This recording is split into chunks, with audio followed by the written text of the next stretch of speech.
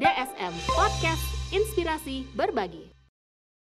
Assalamualaikum warahmatullahi wabarakatuh. Kembali lagi di DSM Podcast Inspirasi Berbagi. Apa kabar Sobat Zakat yang ada di rumah yang sedang menonton video ini? Semoga selalu dalam keadaan sehat ya. Dan di DSM Podcast hari ini kita akan membahas tentang yang sedang viral-viralnya kemarin dan banyak sekali dibicarakan di sosial media. Dan sebelum kita lanjut ke episode DSM Podcast hari ini, saya mau memperkenalkan dulu bintang tamu yang akan membahas nih tentang hal tersebut. Assalamualaikum Ibu Novi. Waalaikumsalam warahmatullahi wabarakatuh. Beri tepuk tangannya dong untuk Bu Novi. Baik Bu, kita kan akan membahas nih hal ini ya. Kita nggak sebut dulu nih. Sebelumnya Bu Novi bisa perkenalkan diri dulu dan juga memperkenalkan nih apa saja aktivitas Bu Novi sehari-hari. Terima kasih Mbak Ayu. Pada kesempatan hari ini saya diberi kesempatan untuk bisa berkolaborasi di sini. Kebetulan saya bekerja di Rumah Sehat Madani, terutama mengenai masalah gizi, seperti itu. Berarti Ibu fokus untuk konsultasi gizi ya? Iya, betul. Ya. Selain itu ada lagi Ibu, mungkin Ibu atau mengisi acara-acara juga? Ya, biasanya mengisi di majelis taklim atau sebagai juri seperti itu. Untuk juga masalah gizi. Baik Bu, misal nih ada orang lain yang mau konsultasi gizi sama Bu Novi, bisa nggak sih? Bisa banget. Bisa banget ya. Nanti langsung datang ke RSM ya. Siap. Baik, nanti Sobat Zakat nih siapa tahu ada punya masalah gizi, nanti bisa langsung konsultasi ya Ibu dengan Bu Novi gitu. Baik Ibu, kita hari ini akan membahas tentang stunting. Stunting itu apa sih Ibu? Karena saya lihat kan di sosial media stunting itu apa Ibu stunting? Nah, sebelum saya menginjak mengenai pemahaman tentang stunting, karena saya mau bertanya Mbak Ayu dulu. Kalau pemahaman Mbak Ayu sendiri, stunting itu apa? Stunting itu intinya kan anak kecil yang kurang gizi. Itu aja saya taunya Bu. Ya, memang ada hubungannya dengan keadaan gizi yang tidak sesuai atau tidak normal ya, seperti itu. Memang stunting itu bisa kita melihat dari ketika awal dia lahir seperti itu. Tapi sebenarnya di awal itu yang mempunyai cikal bakal terbentuknya janin di awal adalah para remaja putri yang memulai dengan haid ya. Dia ketika mulai haid itu dia kan mengeluarkan darah haidnya ya. Berarti otomatis dia harus memasukkan zat gizi dalam tubuhnya dalam bentuk zat besi gitu. Karena efek kekurangan zat besi itu mempengaruhi perkembangan keadaan dari remaja itu sendiri, terutama wanita kan, seperti itu. Nah, di awal terjadinya pertumbuhan itu diawali dengan 1000 awal terjadinya kehamilan di awal kehidupan seorang janin seperti itu. Jadi harus dijaga bagaimana dia harus mempunyai zat-zat gizi yang diperlukan semasa di waktu-waktu suburnya para remaja seperti itu. Makanya akhirnya akan berefek ketika dia sudah mulai menikah dan hamil seperti itu. Efeknya di awal dari pertumbuhan di awal seperti itu. Berarti terjadinya tuh bahkan saat si calon ibu. Iya, seperti itu. Jadi calon ibu lah yang mempunyai peranan penting di sini untuk mendapatkan janin atau anak yang nanti menjadi generasi penerusnya seperti itu. Oh, gitu. Saya kira ya udah saat bayinya lahir gitu, bahkan saat si calon ibu sudah memasuki masa haidnya gitu ya Bu ya. Karena memang kalau orang mau melihat di sekarang beredar tuh berpikirnya ketika awal lahir gitu seperti itu ya, mungkin di awalnya mungkin normal-normal aja, tapi setelah kelahiran itu dia juga harus memperoleh ASI eksklusif gitu itu kan di 6 bulan pertama, kemudian ditambahkan makanan pendamping selain ASI, mungkin ditambahnya di usianya sampai dia dikategorikan sebagai anak yang mempunyai keadaan tubuh yang tidak sesuai atau sesuai seperti itu.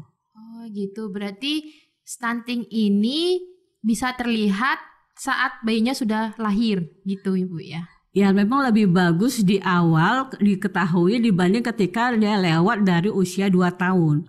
Karena kalau sudah 2 mungkin kita baru tahu 5 tahun itu agak sulit untuk mengejar untuk keterlambatan pertumbuhannya seperti itu. Oh gitu. Berarti mungkin bisa dijelaskan kembali Bu. Berarti apa permasalahan terbesar nih ketika anak itu diagnosa jatuhnya Ibu ya. Itu stunting gitu. Masalah terbesarnya itu apa yang akan ketika dia tidak sesuai dengan keadaan normal atau standar normalnya seorang anak di usianya seperti itu.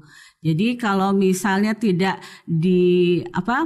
diperhatikan dari awal, apalagi mungkin orang tuanya tidak pernah mengajak ke tempat fasilitas kesehatan gitu seperti itu, lebih mudahnya mungkin ke posyandu atau apa-apa itu seperti itu tidak dilakukan. Resikonya ketika dia mulai sekolah misalnya, ketika di sana ternyata usia dengan tinggi badannya, berat badannya tidak sesuai gitu, seperti itu. Tapi di sini yang tidak hanya sebatas tinggi badan ataupun berat badan saja yang tidak standar misalnya, tapi terjadi keadaan yang tidak normal dalam tubuhnya, misalnya ada infeksi mungkin seperti itu, ada terjadi pertumbuhan yang tidak normal seperti itu, baru bisa dikatakan stunting. Kalau misalnya hanya sekedar tinggi badan tidak sesuai dengan standar normalnya atau berat badannya tidak sesuai dengan usianya standarnya seperti itu terkategorikan sebagai disebut sebagai started itu, bukan stunting. Jadi mungkin di sini kadang mungkin belum banyak memahami tentang stunting dan started itu. Jadi ada perbedaannya lagi ya Bu seperti ya. Itu. Jadi karena mungkin sekarang yang lebih viral itu stuntingnya seperti itu ya. Padahal sebenarnya belum tentu dia terjadi keadaan yang tidak normal dalam tubuhnya, mungkin seperti itu. Berarti stunting ini tidak hanya mempengaruhi tinggi badan, berat badan, tapi juga organ-organ di dalamnya seperti juga. Itu. Berarti setelah apa yang dijelaskan oleh Bu Novi tadi, apakah stunting ini hanya menyerang, mohon maaf ya, keluarga yang kurang mampu saja atau bisa menyerang semua kalangan? Bisa semua kalangan, tidak hanya orang yang tidak mampu ya seperti itu, tapi tadi seperti di awal saya katakan ketika masa subur, mulai dari anak remaja putri misal seperti itu yang tidak memperhatikan keadaan tubuhnya, efeknya akan menjadi resiko tadi, misalkan stunting tadi. Berarti bisa dicegah dari dari awal sebelum terjadinya fase kehamilan seperti itu. Gitu, baik Ibu. Mungkin Ibu bisa share nih apa saja yang menjadi kunci penting dalam menghindari kondisi stunting. Nah, kebetulan di bulan Januari ini kebetulan kan di sini kita merayakan ya Hari Gizi, kebetulan di tanggal 25 Januari yang ke-63 tahun. Di sini slogan yang didengung-dengungkan itu adalah protein hewani cegah stunting gitu, seperti itu gitu ya. Nanti di sini lebih diutamakan tentang konsumsi protein yang harus dikonsumsi untuk ibu hamil ya. Ketika dia menjalani kehamilannya, diupayakan dia bisa konsumsi protein itu lebih seperti itu. Nah, di sini nanti kita melihat apa yang harus kita tadi yang dikatakan apa yang harus kita persiapkan untuk mencegah terjadinya stunting seperti itu. Nah, di sini dislogankan isi piringku kini kaya protein hewani seperti itu, ya. Karena protein hewani itu kan banyak macamnya, ya. Jadi kita berupaya untuk bervariasi dengan beraneka ragam jenis bahan makanan. Nah, ini stunting dicegah kecerdasan anak meningkat. Nah, seperti ini. Nah, ini stunting tidak hanya soal kekurangan gizi kronis sehingga anak terlalu pendek untuk usianya, nah kan? Tetapi stunting juga berdampak kepada tingkat kecerdasannya seperti itu. Nah, ini tingkat kecerdasan anak Indonesia berada di urutan 64 terendah dari 65 negara di dunia. Ini menurut asesmen OECD PISA tahun 2012. Nah, ini seperti ini. Ya, ranking tingkat kecerdasan anak negara ASEAN, ya. Yang kedua Singapura, 17 Vietnam, 50 Thailand, 52 Malaysia dan 64 Indonesia. Berarti Indonesia saat ini benar-benar di bawah ya Bu ya. Soalnya 64 dari 65 seperti itu. Ini memang datanya seluruh dunia ya seperti itu. Nah, ini dilihat kan mengapa stunting jadi penting untuk dicegah itu ya. Yaitu yang pertama bisa menghambat pertumbuhan otak anak, seperti itu. Menurunkan kualitas belajar dan produktivitas di usia dewasanya nanti. Oh, berpengaruh sampai dewasa juga ya, Bu, ya. Itu.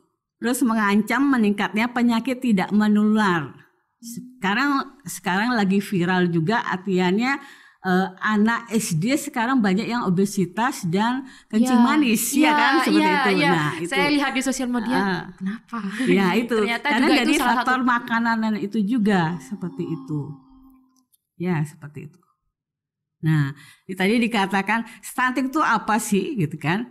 Stunting itu tidak hanya berat badan tidak sesuai standarnya atau tinggi badannya tidak sesuai, ternyata dia tadi kondisi gagal tumbuh pada balita, anak di bawah usia 5 tahun. Tadi kan saya katakan jangan sampai umur 5 tahun baru kita tahu keadaan anak kita terjadi tidak sesuai normal gitu seperti itu ya. Nah, terutama pada 1000 hari pertama kehidupannya. Makanya saya sempat Taiwan tadi tentang anak remaja tadi yang sudah mulai haid itu harus dijaga dari pola makannya dan keadaan kondisinya gitu ya. Apalagi anak sekarang mungkin lebih senang yang DJ terus habis itu bergadang seperti itu tidak mempengaruhi juga seperti itu. Milenial zaman sekarang. Iya, seperti itu.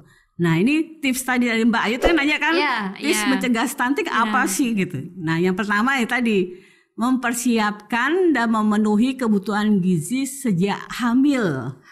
Sejak hamil. Dengan rutin minum tablet tambah darah dan mengkonsumsi gizi seimbang kaya protein hewani selama kehamilan seperti itu. Berarti tablet darah itu juga penting ya Bu ya? Karena saya juga melihat nih di sosial media gitu masih banyak yang dengan bangganya memamerkan gitu, oh saya nih masa hamil saya nggak minum tablet darah. Iya Bu, saya juga belum pernah merasakan ya. Jadi saya anggap itu emang nggak apa-apa gitu. Ternyata setelah lihat komen-komennya banyak yang nggak boleh harus. Jadi memang harus ya Bu. Iya, karena tadi kita kan ada masa haid tadi kan. Haid itu kan keluar. Otomatis kita harus ada yang kita asup, ya kita konsumsi untuk pengganti yang keluar tadi seperti itu. Nah, ini selanjutnya tipsnya itu ya tadi kalau sudah mempunyai anak ya bayi atau balita, memberi ASI eksklusif sampai bayi berusia 6 bulan seperti itu. Itu yang memang digalakkan supaya anak tidak kekurangan zat gizi ketika di awal kelahirannya seperti itu. Ya. Yang keempat, terus memantau perkembangan anak dan membawa si kecil ke posyandu secara berkala. Setidaknya bisa diketahui keadaan kondisi tubuh anaknya supaya biar bisa dicegah lebih awal untuk tidak terjadi kelainan-kelainan yang tidak diinginkan seperti itu. Dan yang terakhir menjaga kebersihan lingkungan seperti itu. Oh, lingkungan juga berpengaruh ya Bu Pasti, ya, seperti itu. Nah, ini tips mencegah stunting. Seperti itu ya. Nah, ini seperti ini. Tadi dikatakan ibu hamil untuk memperhatikan isi piringku. Ya. Orang sehat pun tetap sama harus memperhatikan isi piringku. Nah, di sini dijelaskan cegah stunting dengan isi piringku sekali makan. Seperti itu. Dalam satu piring makan harus tersedia 50% buah dan sayur. Nah, kebetulan di sini ada buah nih. Iya. Ya. Nah, itu diupayakan kita harus bisa menyeimbangkan kita mengkonsumsi buah dan sayur. Ya, kemudian 50% itu karbohidrat dan protein. Nah, ini salah satu langkah untuk mencegah terjadinya stunting dengan merekomendasikan isi piringku dalam sekali makan, ya.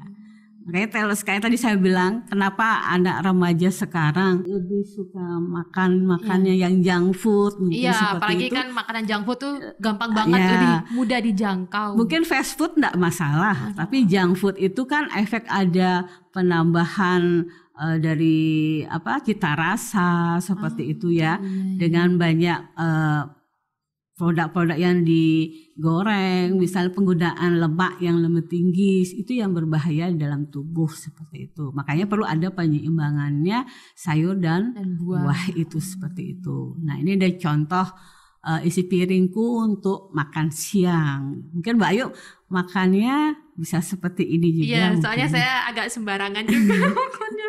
Makanya setelah dijelaskan tadi, oke. Ya.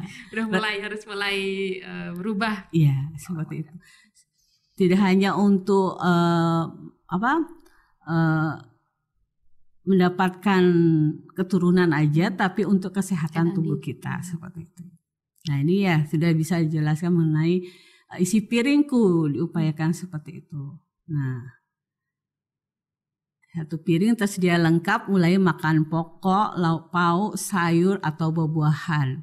Komposisi piringku dari Kementerian Kesehatan RI terdiri dari 50% buah dan sayur serta 50% karbohidrat dan protein dengan pembagian seperti lauk sepertiga lauk 2/3 karbohidrat gitu sebetulnya. Jadi kalau kita kadang suka makan lalapan ya kan, ya itu lauknya kita lebih dari, mungkin kalau untuk yang ibu hamil cocok kalau misalnya sekali makan seperti itu, tapi yang tidak hamil upayakan kurang dari itu seperti itu, ya. Nah, ini juga bahan makanan pokok ya harus kita perhatikan. Karena kalau orang Indonesia kan sukanya nasi kan, wajib. Nah, kalau memang sudah diatur kalau daerah tropis itu memang lebih dominan nasi. Jadi makan roti itu belum makan biasanya kan? Iya. Itu. Belum makan itu. Kalau belum makan nasi. Iya. Beda dengan anak kecil, ya kan? Dia mungkin anti ketika disuruh makan nasi. Iya. Ya karena mungkin tadi pola pemberian atau pengenalan makanannya dia tidak mendapati hal-hal yang disesuaikan, mungkin seperti itu. Jadi dibuat untuk kesenangannya saja. Iya. Gitu. Nah, ini untuk anak kecil. Nah, ini ada contoh nih ini makanan. Untuk Ya, ini kalau misalnya setelah usia 6 bulan ke atas kan ada makanan pendamping ASI namanya empasi seperti itu. Nah, ini diupayakan hanya untuk memperkenalkan aja. Dia tidak menjadi satu harusan dia harus makan sebanyak seperti orang tuanya yang buat gitu seperti itu. Tapi dia hanya awalnya dikenalkan dulu. Makanya kenapa akhirnya anak itu tidak suka makan karena efek dari perkenalan di awal yang terlalu dini mungkin seperti itu. Ya. Maksudnya terlalu dini itu apa ya, Bu? Mungkin dari yang ketika perpindahan dari ASI menjadi makanan semi padat seperti itu ya, atau cair seperti itu, dia lebih dominan mungkin langsung dikasih yang padat gitu. Oh, kan sekarang lebih banyak ya. Misalnya buat bubur gitu.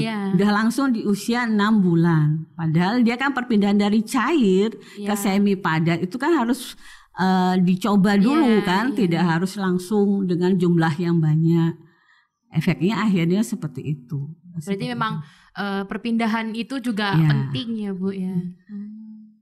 Itu. Nah ini contoh 6 bulan 8 bulan. Nah ini yang 9 sampai 11 bulan ini dalam bentuk yang lebih Ya, lunak lebih, lagi. Tadi kan yang encer, Iya. ASI encer, kedua semi padat, ketiga dalam bentuk lunak ya, ini seperti ini. Nah ini kalau sudah 12 bulan sampai 2 tahun, 2 tahun, ya, iya. boleh seperti makanan orang dewasa seperti Teksturnya itu. sudah boleh Sudah, ya Bu ya. seperti itu. Karena kalau sudah semua menjalani proses-proses tahapan-tahapan seperti itu, anak akan suka makan nantinya seperti itu. Ya. Nah ini seperti ini. Ini contoh makanan menu keluarga sesuai isi piringku, misalnya seperti ini. Nah kalau anak kecil sudah mulai di usia 12 bulan sampai 2 tahun dikasih makanan seperti ini, dia pasti suka. Ya kan? Dia Karena akan belajar. Sudah, ya saat kecilnya. Kayak ini. Lengkap. Ya. Nah sudah seperti itu. Itu saja ya Bu ya. Ya. Berarti stunting dan gizi buruk tuh benar-benar beda ya Bu ya. Itu nggak ada sangkut pautnya ya Bu ya. Stunting dengan gizi buruk ada. Oh ada. Ada. Stunting itu akibat dari gizi buruk, itulah yang menyebabkan dia stunting. Oh. Yang tadi saya bilang kalau started itu kan hanya berat badan dan tinggi badannya tidak sesuai dengan standarnya, sesuai umurnya seperti itu.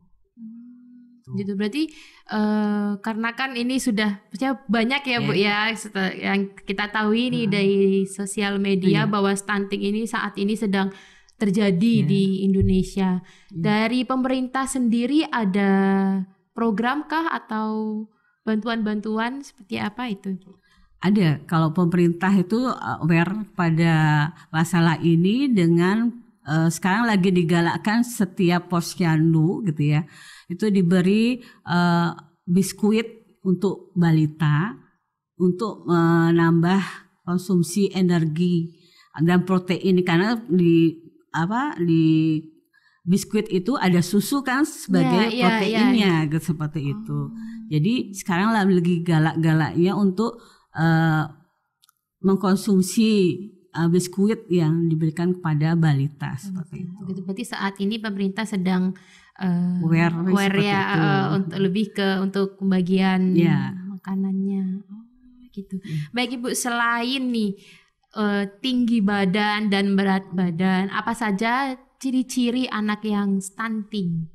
Biasanya dia lemas gitu, sepertinya pucat wajahnya, terus habis itu apatis seperti itu, dan dia kurang nafsu makan, selain dengan keadaan tidak seperti anak-anak yang normal lainnya seperti itu. Ya mungkin dia lebih gampang untuk terinfeksi penyakit ispa gitu, misalnya suka batuk, pilek seperti itu. Itu juga ciri-cirinya seperti anak stunting seperti itu.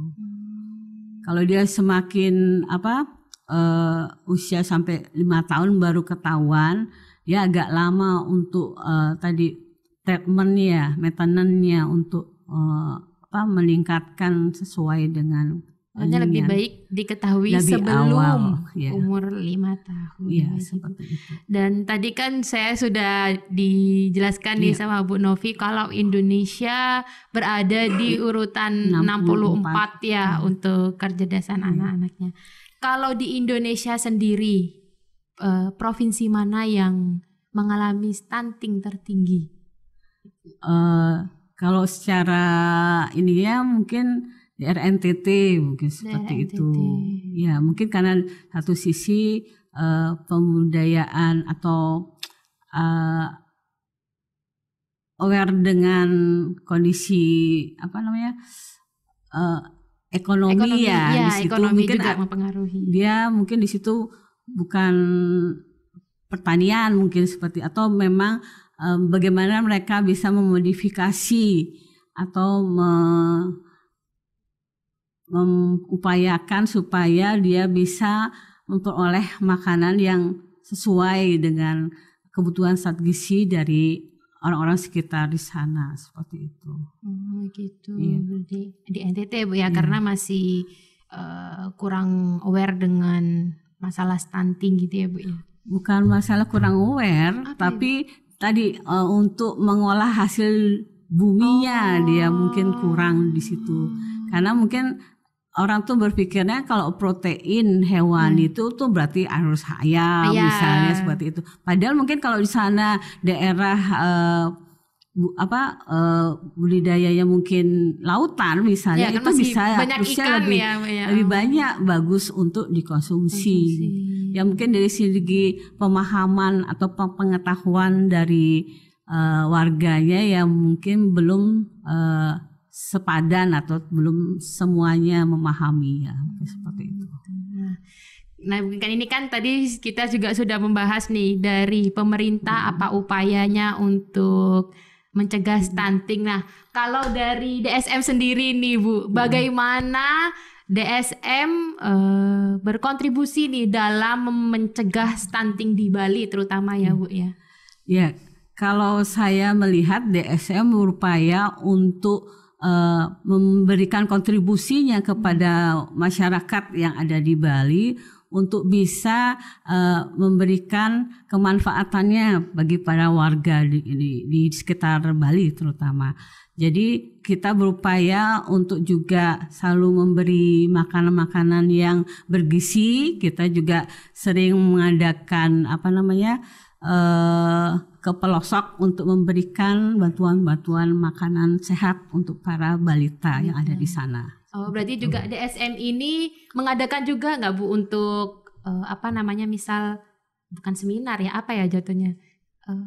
Biasanya edukasi mungkin ke pelosok tentang stunting gitu. Iya, kebetulan kalau kemarin saya ke pelosok itu sering memberikan penyuluhan tentang gizi sambil saya memberikan bentuk-bentuk makanan yang kandungan protein yang tinggi. Misalnya kalau kemarin biasanya saya buat protein itu dari tahu dan tempe gitu seperti itu.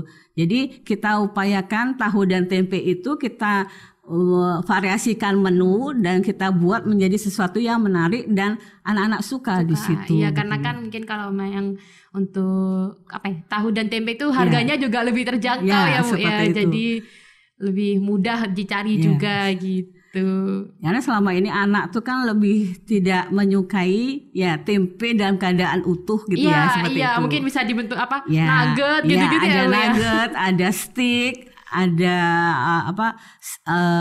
keripik atau cookies dari tempe itu seperti itu. Gitu. Berarti nih untuk Sobat Zakat yang juga ingin membantu nih anak-anak stunting yang berada di Bali, bisa nggak Bu ya kalau mau donasi gitu, misal ini saya bisanya donasi gitu, bisa Bu ya? Bisa donasi ke DSM ya? Benar sekali. Iya. Nanti Sobat Zakat nih yang mau berdonasi untuk pencegahan stunting di Bali bisa donasi ki dompet sosial Madani. Nanti ada nomor teleponnya deh di sini, nanti ditulisin ya. Oke. Ibu terakhir ini bisa disampaikan nih kepada Sobat Zakat terutama untuk perempuan, bagaimana dan apa saja yang harus dilakukan nih untuk mencegah stunting dari mulai saat ini juga gitu.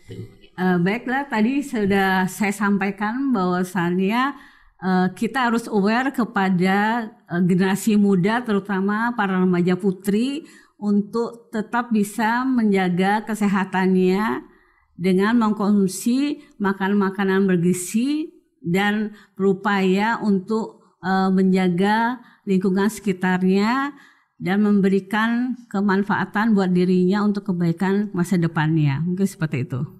Sekali lagi tepuk tangan dong untuk Bu Novi. Terima kasih banyak Ibu. Ini jadi saya dari tadi ngobrol sama Bu Novi merasa tertampar karena saya makanannya juga masih berantakan gitu loh Bu. Mestinya nggak yang sesuai dengan ini isi piringku gitu. Ya mungkin pulang dari sini saya bisa berubah ya untuk mencegah stunting dari sejak dini.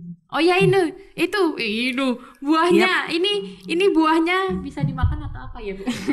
Ini mungkin Ini sebagai snack yang harusnya kita konsumsi selain makanan pokok ya tadi seperti itu. Dan upayakan mengurangi dalam bentuk makanan yang karbohidrat tinggi atau dalam bentuk tepung-tepungan misalnya seperti itu. Oh berarti ini adalah buah-buah yang bisa dikonsumsi juga. Benar, untuk kita mungkin itu. masih malas ya mau makan. Oh ini saya suka ini Bu. Yes. Usahakan kita makan dalam porsi kecil tapi sering dan beraneka ragam. Oh. Seperti itu. Karena misalnya nih dari pepaya, semangka itu tuh saling memberikan kontribusi gitu ya. Jadi kalau kita hanya bilang saya suka pepaya aja, itu kita harus menghindari supaya kita menyeimbangkan apa yang dibutuhkan tubuh untuk tubuh kita sendiri ya kita upayakan beraneka ragam. Kenapa dia ada warna merah, kuning, ya seperti itu. Itu pasti punya kemanfaatan bagi tubuh kita sendiri. Aja semangkanya ada 2, merah sama kuning. Berarti udah ada manfaatnya sendiri-sendiri banget ya Bu. Sekali. Oke. Tangan lagi dong untuk Bu Novi.